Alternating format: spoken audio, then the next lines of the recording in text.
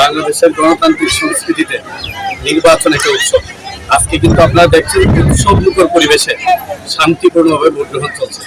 আমরা কিন্তু সবাই এই টিম বাগারপাড়ার বিভিন্ন কেন্দ্র পরিদর্শন করে এসেছি।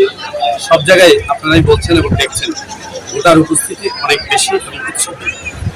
আর আইন শৃঙ্খলার দিকে যদি দেখেন, আমরা নির্বাচনকে কেন্দ্র করে এই তৃতীয় ফেজে অতীতের মতো আমরা নিশ্চিত নিরাপত্তা ব্যবস্থা গ্রহণ করেছি। এবার ডেভেলপমেন্ট আমাদের আরো বেশি। উপজেলা নির্বাচন হচ্ছে বাগারপাড়া এবং অভয়নগর, এখানে 2000 পুলিশ ফোর্স কাজ করছে, আনসার গ্রাম প্রতিরক্ষা বাহিনীর 2500, তারপরে আমাদের র্যাবের পেট্রোল টহল, বিজেপির পেট্রোল সহ আমাদের এক্সিকিউটিভ ম্যাজিস্ট্রেট, নির্বাহী ম্যাজিস্ট্রেট, জুডিশিয়াল ম্যাজিস্ট্রেট সহ নির্বাচন সংশ্লিষ্ট কর্মকর্তারা, অর্থাৎ 5000 সদস্য কিন্তু আমরা এই নির্বাচনকে কেন্দ্র করছি।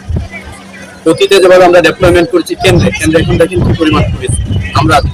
অন্য সময় কিন্তু 17-18 আনসার পুলিশ সদস্য, আজকে কিন্তু 20 থেকে 25 জন পর্যন্ত আছে।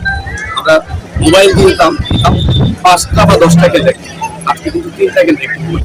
আর প্রতি ইউনিয়নের স্ট্রাইকিং ইন্সপেক্টরের নেতৃত্বে 2টা, কোনো ক্ষেত্রে 3টা, অর্থাৎ নিরাপত্তার কোনো অভাব নেই। আমাদের প্রচুর নিরাপত্তা কর্মী আছে, গোয়েন্দা সংস্থার লোকজন কাজ করছে। আমরা নিরাপত্তা পরিকল্পনা এমনভাবে সাজিয়েছি, কেউ ইচ্ছা করলেও সেটা ব্যাহত করতে পারে। যে পরিবেশ আছে সেটা বজায় থাকবে।